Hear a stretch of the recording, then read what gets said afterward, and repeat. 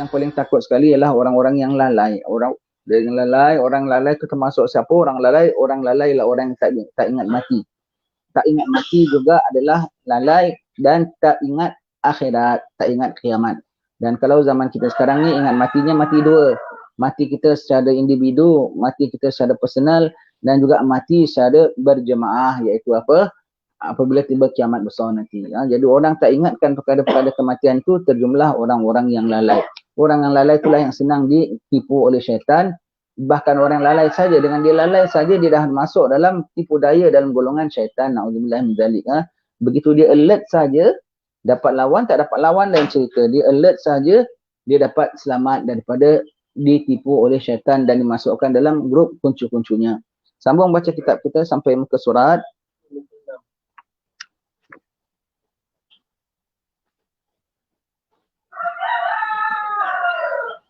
sampai dalam hal ini sahabat bertanya kepada Rasulullah. Baik.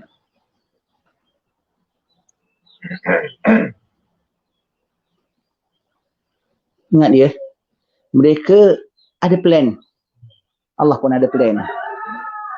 Plan mereka Allah approve. Tapi plan Allah yang lulus. Macam mana pasal apa? Mereka hamba Allah. Maka Allah ada janji pada mereka. Maka mereka tunaikan. Allah tunaikan janji Allah pada mereka. Itu apa mereka minta, Allah approve, Allah kasih. Allah beri. Tetapi kejayaan tetap di pihak Allah. Mereka minta. Sayangnya, mereka minta. Kalau mereka minta yang baik, mereka dapat baik. Tapi sayangnya, yang mereka minta yang tak baik, maka mereka dapat tak baik. Yaumil akhir mereka tak boleh claim, ya Allah kenapa kau tak beri kami, ya Allah kenapa kau asingkan kami juga hamba-Mu. Mereka minta, Allah beri.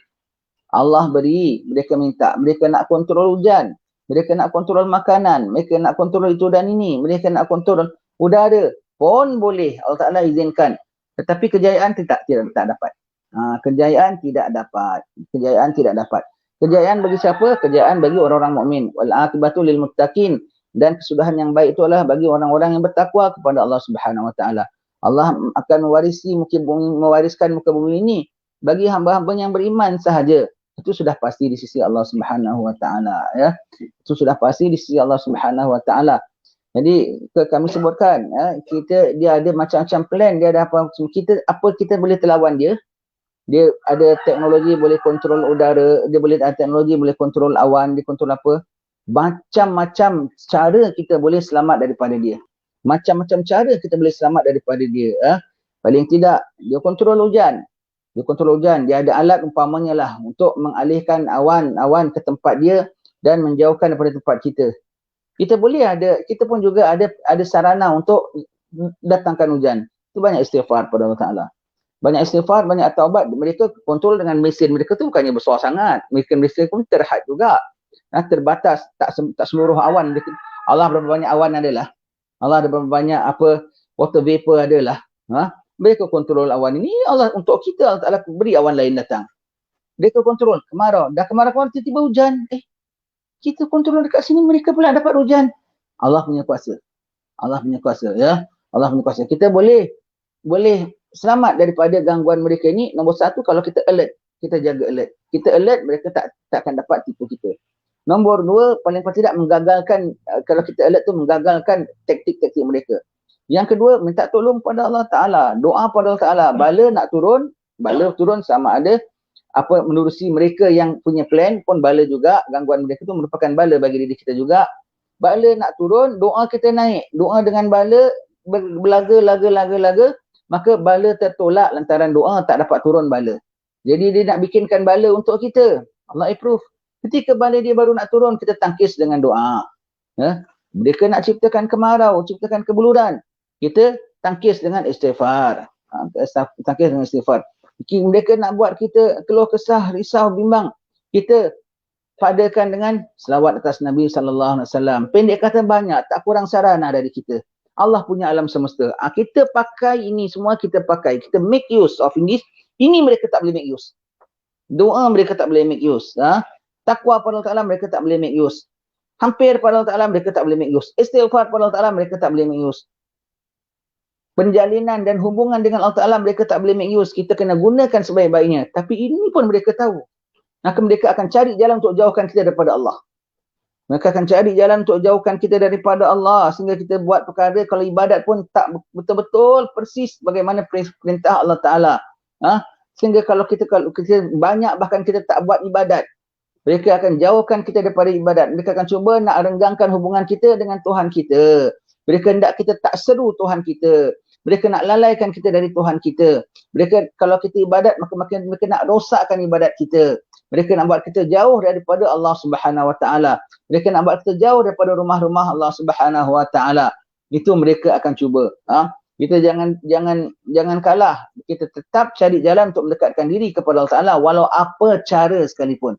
Walau apa cara sekalipun, hubungan kita dengan Allah Ta'ala tak boleh putus. Itu yang mereka cuba nak secara total, secara umumnya, secara amnya, secara awamnya, nak menjauhkan orang-orang mukmin dari Allah. Kerana mereka tahu, itu mereka tidak ada. Hubungan dengan Allah Ta'ala mereka tak ada. Bantuan pada Allah Ta'ala mereka tak ada. Janji penunaian daripada Allah Ta'ala ada. Tetapi kelulusan tidak ada. Jadi di mereka kalau gitu macam mana? Dia jauhkan kita daripada Allah. Tapi kalau Allah Ta'ala nak dekatkan juga, akan dekat jugalah kita walau mereka nak jauhkan macam mana. Ya. Maka kita kena alert senantiasa, tidak boleh biarkan diri kita jauh daripada Allah Ta'ala. Jauh daripada Allah Ta'ala, maka segala apa yang mereka plan, mereka rancang tu semua akan lolos terhadap diri kita. Kita alert senantiasa. Jangan biarkan mereka menjauhkan kita daripada Tuhan kita. Jangan biarkan mereka membuat hati kita lalai daripada mengingatkan Tuhan kita. Baik, sambung. Pembacaan kitab kita muka surat 56 sampai pada perenggan. Dalam hal ini sahabat bertanya kepada Rasulullah sallallahu alaihi wasallam, "Qila fa ma yu'ishun nasa fi dzalika zaman?"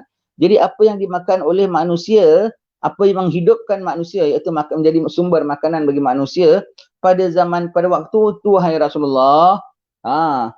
Nabi menjawab, qala at-tahlilu wat-takbiru wat-tasbihu wat-tahmid wa yujra zalika alaihim majrat ta'am. Mereka akan merasa kenyang dengan tahlil, berzikir, bertakbir, bertasbih, bertahmid. Jadi zikir-zikir itu menggantikan makanan. Betul. Satu, subhanallah adalah lebih berat daripada dunia dan isinya. Kita lapar ketika tu lapar. Anak-anak kita lapar, pak, lapar. Nah, jiran kita, tuan ada makanan, kami sangat lapar. Dah habis sampai butir nasi paling penghabisan pun dah tak ada lagi. Nah, itu ujian Allah Ta'ala untuk kita. Allah luluskan perbuatan mereka menjadi ujian bagi kita, bagi menaikkan darjat kita. Kita jangan lupa. Bukan Allah Ta'ala izinkan mereka menganiaya kita. Allah Ta'ala izinkan mereka buat gitu untuk naikkan darjat kita. Sebab kita semua termasuk mereka pun akan mati. Dan kemana kembali lepas mati. Maka itu ada satu persiapan bagi kita supaya mati kita dapat kedudukan yang lebih istimewa. Sebab itu diuji oleh Allah Subhanahu Wa Ta'ala. Tak ada makan, lapar, anak kita lapar, kita pun lapar, tak tahan sangat lapar. Ini lapar yang tak boleh tertampung dengan puasa sekalipun. Kalau kita orang Islam boleh puasa. Kita boleh puasa. Dan kita orang Islam tahu makan satu hari hanya beberapa kepal aja dah lebih daripada cukup. Ini dah sampai itu pun tak dapat juga. Maka dah lapar sangat nak makan apa? Mari kita sama-sama baca subhanallah, subhanallah, alhamdulillah, wa la ilaha illallah, Allahu akbar, subhanallah, alhamdulillah, wa la ilaha illallah, Allahu akbar. Banyak baca tak tahu, ada rasa kenyang, ada kenyang, alhamdulillah, ada hilang pedih, udu hati lapar, hilang, alhamdulillah, syukur, alhamdulillah, dapat kembali kenyang. Dapat kembali kenyang. Bukan hanya kenyang tau. Kenyang beserta segala zat makanannya dia dapat. Beserta segala zat makanannya dapat. Kalau dah kena kenyang, dapat makanan kan ada energi, ada apa. Dia dapat seterusnya. Dapat apa fikirannya kan dah mula nak lemah. Dapat balik semula kuat fikirannya. Ya. Bahkan ketika itu tuan-tuan sekalian, siapa yang ingat pada ketika itu, kalau nak test lah. Padahal tak boleh lah. Kalau nak test. Lapar. Di pihak mereka melambai-lambai. Nak ikut kami. Sign negeri dengan kami. Kami kasih engkau macam-macam. Kasih engkau nasi lemak. Kasih engkau nasi ambeng. Kasih engkau nasi Arab. Nasi mandi. Nasi gyros. Nasi apa. Semua dikasihnya dia. Sekarang ini kita bilang kita lapar. Kita baca subhanallah, alhamdulillah, wa la ilaha illallah, Allahu akbar. Sedikit daripada makanan mereka kita tak dapat. Kita dapat daripada Allah. Cuba ketika itu tuan-tuan yang masih hidup ya, tolong ingat cakap saya ya. Kalau siapa yang masih hidup, ingat tak dulu kita dah bilang Ustaz ada cakap ya. Ketika itu cuba jolok muntahkan. Tengok apa yang keluar. Biryani yang keluar. Laksa yang keluar. Martabak pun boleh keluar. Sebab subhanallah tu lebih berat pada dunia dan isinya. Kalau berat pada dunia dan isinya, dalamnya tu termasuklah martabak, laksa Johor, laksa Pening, laksa Nia. Semua ada dalamnya. Semua tu ada dalam situ. Kau lapar, kau sebut. Tiba-tiba, ketika aku baca subhanallah, alhamdulillah, wa la ilaha illallah akbar, aku terbayang martabak. Cuba sekarang aku dah kenyang. Cuba kau jolok, keluar martabak. Try, tengok itu Allah punya kuasa. Allah punya kuasa. Try ya. Keluar KFC. Keluar. Lebih daripada segala-gala pun boleh lah. Keluar sushi. Yang suka makan sushi punya semua. Umpamanya ya. Lebih daripada itu pun Allah Ta'ala boleh beri. Lebih daripada. Sebab yang kau sebut itu adalah yang lebih istimewa daripada dunia dan isinya. Dunia dan isinya pun tak istimewa dengan subhanallah, alhamdulillah, la ilaha illallah akbar. Kalau mau hidup, kenyang. Kalau tak hidup, mati dalam zikir. Dah, tak ada banyak cerita. Tak ada banyak cerita, tak ada banyak sengsara. Kalau malah hidup, pasti kenyang. Kalau tak kenyang, juga lapar juga, bermakna mati. Dan mati dalam zikrullah. Mati dalam zikrullah. Alangkah beruntungnya. Iaitu umat mukmin tak ada ruginya. Hidupnya tidak rugi, matinya pun tak ada rugi. Allah tak kurang jalan nak kenyangkan kita lah. Ketika ini kena kuat tauhid kita. Lapar-lapar, kenyang-kenyang. Makanan-makanan. Apabila kita lapar, yang mengenyangkan kita bukan makanan. Yang mengenyangkan kita Allah. Maka apabila tidak ada makanan, tolaklah sebab. Gantunglah kepada pemberi sebab, pengatur sebab. Iaitu Allah Rabbul Alamin. Ingat dari sekarang. Yang beri kita makan, yang beri kita kenyang, bukan makanan kita. Makanan kita hanya setakat mengisi perut kita. Yang mengenyangkan kita, yang maksud mengenyangkan dan memberi energi pada kita ialah Allah. Allah, bukan makanan kita. Maka jangan bergantung kepada makanan dari sekarang. Dari sekarang ya. Maka kepada Allah Ta'ala pada ketika itu apabila sudah tidak ada sebab, maka ada penyebab. Allah Ta'ala pembuat sebab. Maka bergantung kepada pembuat sebab itu lebih baik lagi. Jauh lebih baik lagi ya. Nanti mereka tak boleh bilang kesian dah. Mereka bikin apa-apa semua, lulus tau. Mereka apa semua lulus. Tapi semua tak jaya. Semuanya lulus, tapi semua tak ada jaya. Semua tak. Confirm tak ada jaya. Allah akan luluskan mereka buat bom. Allah akan luluskan mereka kontrol cuaca. Allah luluskan mereka kontrol makanan. Allah luluskan. Tapi menang dan jaya tetap orang mukmin. Tak fras begitu. Setiap kali mereka sangka jaya, tapi ada saja gagalnya. Setiap kali mereka sangka jaya, ada saja gagalnya. Confirm yang jaya orang mukmin. Tak payah nak ada pertikaikan lagi. Mahdi kan ada nanti. Pengikutnya kan ada. Nabi Isa kan ada. Pengikutnya semua kan ada. Pengikut itu siapa? Orang mukmin. Pengikut itu bagaimana? Tak mati. Tak teraniaya. Hidup dan kuat imannya. Dan bukannya kuat imannya. Kuat fizikalnya sekalipun.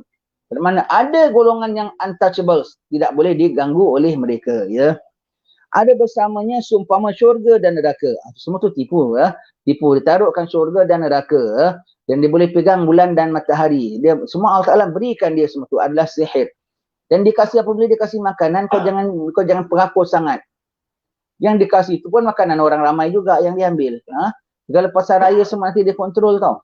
Pasar raya, kita tak boleh masuk pasar raya, orang lain boleh masuk pasar raya. Kita kalau masuk pasar raya tak boleh beli, orang lain boleh beli. Allah, semuanya dikontrol. Restoran pun mereka kontrol. Kita tak boleh masuk, orang lain boleh masuk. Allah, semua begitu ya. Semua. Mereka kontrol semuanya itu semua, tetapi Allah Ta'ala tidak beri kemenangan bagi mereka. Mereka setakat boleh kontrol, tetapi mereka tidak akan dapat kejayaan. Mereka tak akan dapat kejayaan. Ya.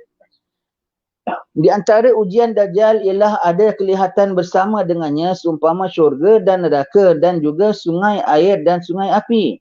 Dajjal akan menggunakan kedua-dua ini untuk menguji iman orang Islam kerana hakikat yang sebenarnya adalah sebalik dari apa yang kelihatan.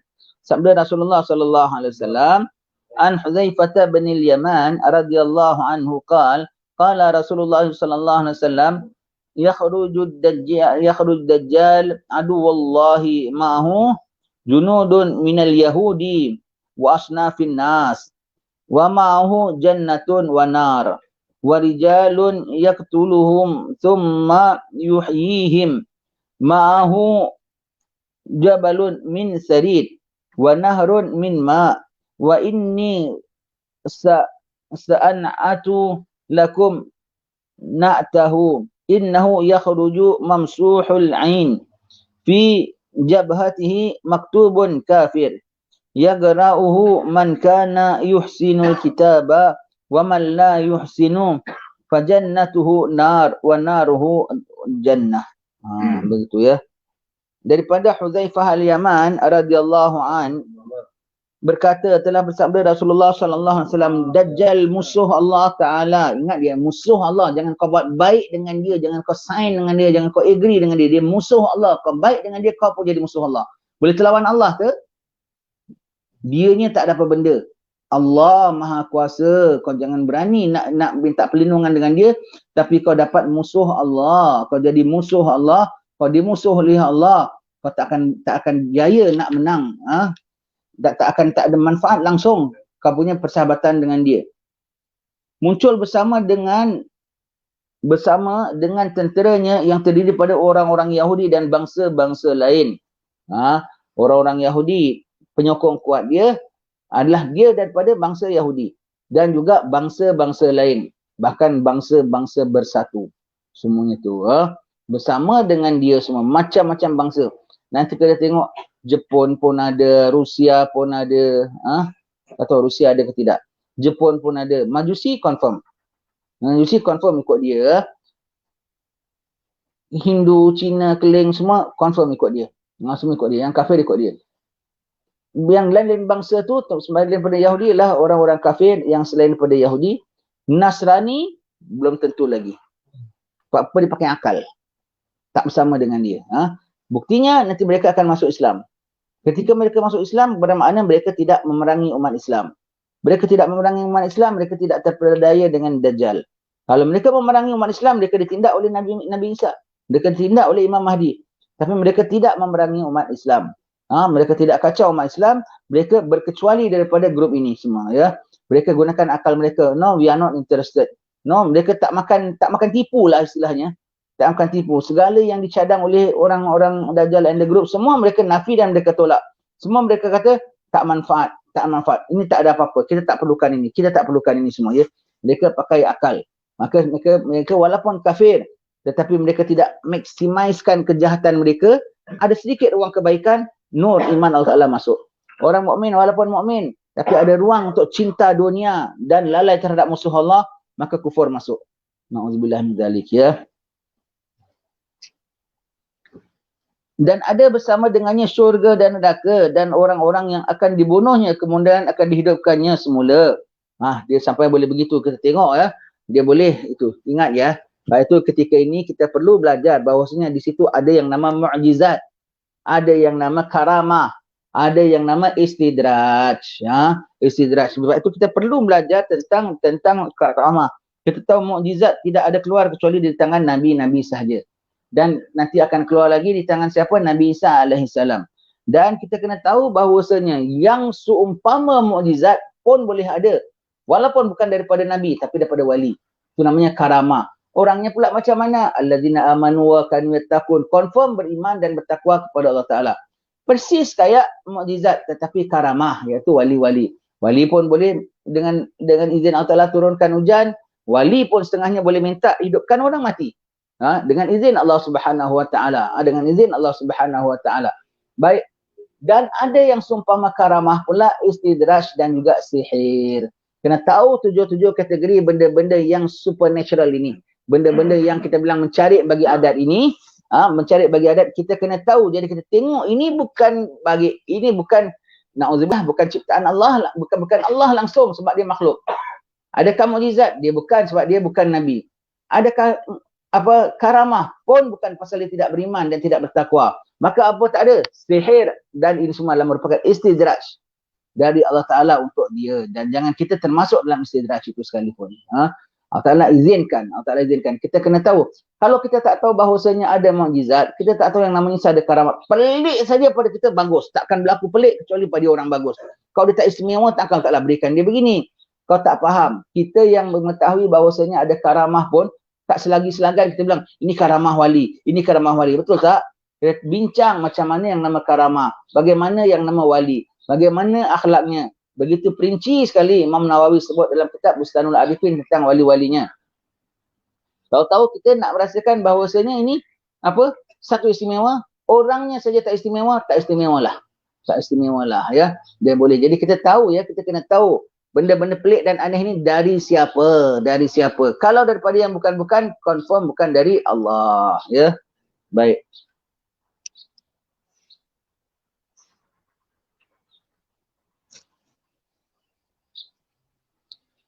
Dan juga ada bersamanya segunung sarit, iaitu roti bercampur dengan kuah daging dan sungai air tawar.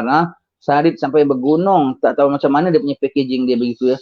Sama ada betul sarit itu dia kontrol orang masak ataupun memang gambaran saja, sihir saja. Sihir saja. Sarit tu apa? Sarit tu soto. Kalau masakan kita tu yang seumpama sarit ialah soto. Soto. Sarit tu apa tahu? Roti disuir-suir, disiat-siat saja gitu, dipecah-pecahkan, taruh dalam mangkok, taruh dalam sop daging. Sop daging. Dagingnya pun biasa bukan seketul-ketul, dagingnya pun biasa disiat-siat aja gitu. Orang zaman dahulu kala, alim ulama dah sampai sini. Orang-orang Hadramaut dah sampai sini dan mereka tahu makanan Rasulullah sarit. Dan mereka nak makan sarit. Tapi sini tidak ada roti, maka dia bikin nasi empit. Dia bikin nasi empit, dia bikin lontong, dia bikin makan dengan sop ganti roti. Tapi spesialnya sama tak? Sama. Ada sop, ada daging ke ayam ke yang disuir-suir, disiat-siat. Begitu. Kita kalau tengok opini, ini sarit Jawa, sarit Melayu kita ya, sarit ya. Dia ada sarit bukan seperiuk, segunung sarit. Kita pula tengah lapar, baunya tengok tengah lapar kan ada soto. Bukan main lagi enaknya. Rasulullah sebut sarit ya. Sebab mana dia akan pengaruh satu makanan tu yang orang kita doyan tau. Ada pada kita. Kalau Jepun tak begitu doyan sangat soto. Soto sudah pun dikasih sushi doyan. Kalau orang India dikasih prata doyan. Tapi kalau sarit tu orang kita pun doyan. Sebab itu adalah makanan Rasulullah dan makanan kita juga. Jadi bermakna yang boleh memikat kita. Kena faham ni ya. Bermakna yang akan dipikat tu dengan satu kaum punya cara pemakanan tu. Yang kita itu dikasih sarit tu, dia kasih makanan yang selera, ikut selera kita. Dan makan sop tu makanan selera kita tak? Kan kita kan kudirkan roti dengan sop pun ada kan? Biasa kan? Itu pun dia itu satu ikut selera kita. Tengah lapar-lapar bau sop kambing dengan roti. Bau soto pula, soto ayam. Wah, agaknya makan tak? Allah. Ya.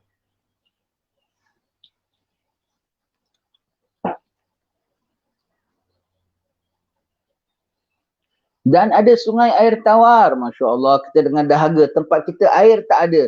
Buka kepala paip, tak ada air. Allah. Tak ada. Sungguhnya aku akan mensifatkannya kepada kamu. Dajjal itu buta matanya yang kanan. Dan ditulis di dahinya perkataan kafir. Matanya bukan hanya buta ya. Pelet. Mata kanannya rata gini. Flat. Betul namanya Masih Dajjal. Terpelet matanya rata saja. Yang sebelahnya belolok. Macam anggur gitu matanya. Tak cantik. Tetapi itu pun begitu menawan. Na'udzubillah. Kalau ada artis yang handsome, dia lebih handsome. Mustafa Ma'ruf pun kalah. Mustafa Ma'ruf pun kalah. Ya. Dajjal punya menawan orang. Oh, begitu. Terpikat sekali orang tengok dia. Tahu Mustafa Ma'ruf? Tahu, terkenal dia. Terkenal dia. Dah meninggal lah. Tahun-tahun 50-an punya aktor. Tahun 60-an punya aktor. Ada cerita, tahu tengok cerita bawang putih, bawang merah? Saya tengok. Pun tak tahu juga. Yang jadi anak rajanya tu. Itu dah Mustafa Ma'ruf. Yang cerita Sultan Mangkat di Julang. Sultan Mahmud Mangkat di Julang. Hero-nya Nordin Ahmad. Yang jadi bantunya tu Mustafa Ma'ruf. Begitu ya. Mustafa Ma'ruf. Orang Negeri Sembilan. Anak orang keluarga berada. Tapi dipilih untuk jadi artis pergi Singapura. Dia punya lawa tu Mustafa Ma'ruf pun kalah. Kuswadian Nyata pun kalah. Begitu ya. Tahu Kuswadinata? Tahu? Yang cerita apa, bujang lapuk. Dia tengah nak belajar hafal, tahu jiran sebelahnya gaduh, bini tuanya datang nyerang. Sabar, dia bilang. Itulah dia. Itu dia Kuswadinata namanya. Semua tu. Dajjal datang, mana artis pun kalah. Sungguhnya aku akan mensifatkannya kepada kamu. Dajjal itu buta matanya yang kanan, terpelet.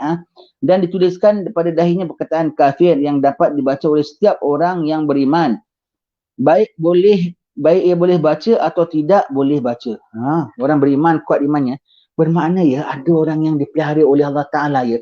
Walaupun jenis orang tak boleh baca Quran tau. Buta huruf punya orang. Tapi yang bermakna yang boleh baca Quran pun yang dia tak nampak lah.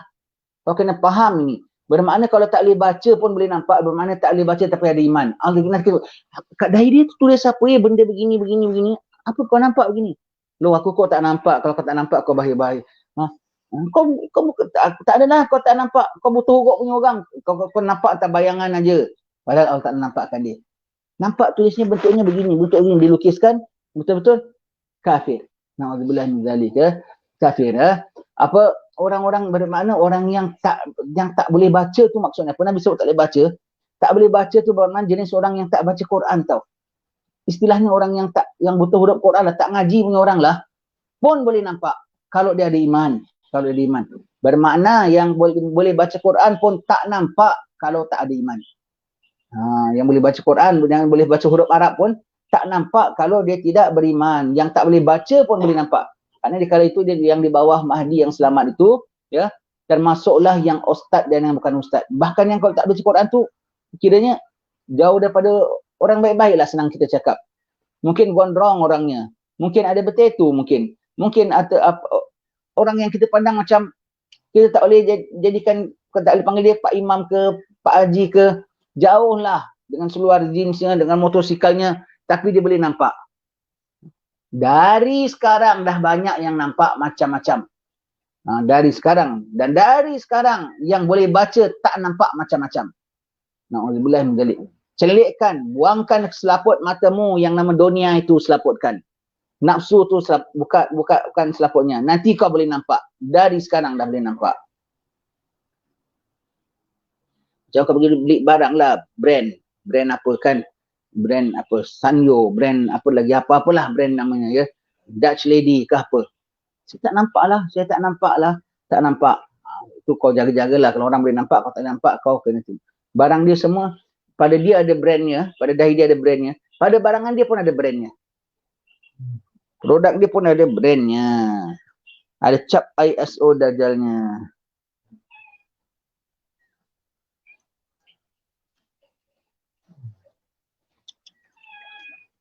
Maka apa yang dikatakannya syurga itu sebenarnya neraka, dan apa yang dikatakannya neraka itu adalah sebenarnya syurga, ya. Dajjal ya. Apa yang dikatakan neraka adalah syurga, yang dikatakan syurga itu adalah neraka. Dia tipukan ya.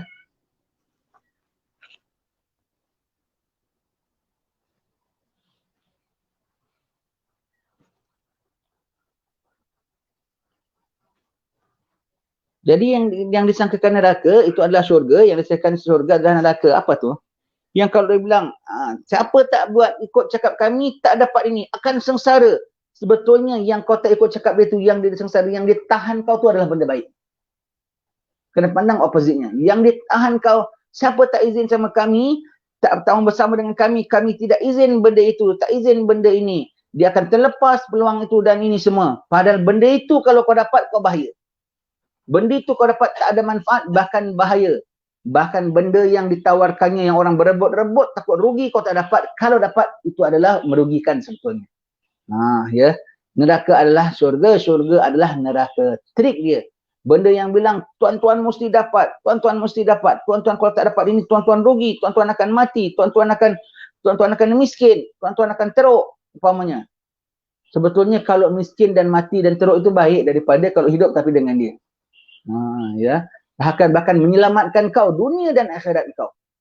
Benda yang kau terlepas lantaran kau tak nak patuh dengan dia.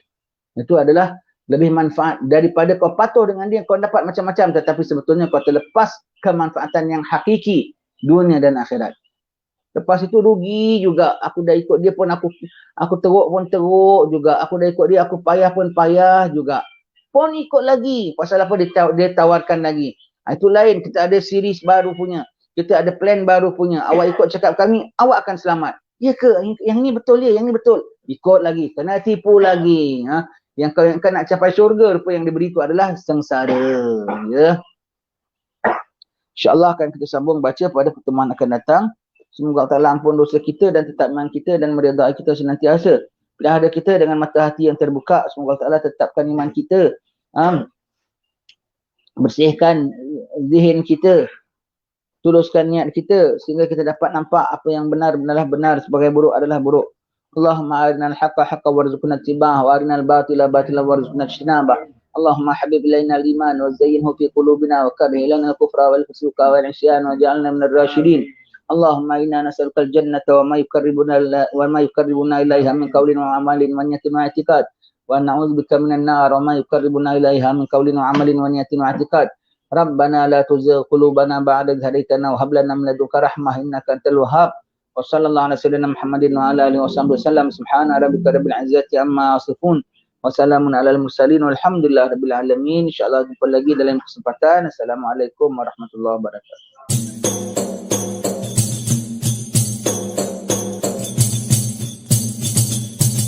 من أنا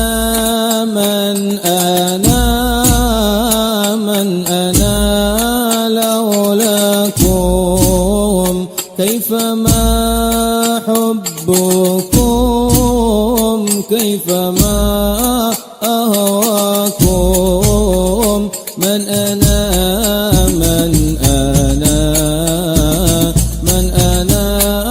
لولاكم كيفما حبكم كيفما أهواكم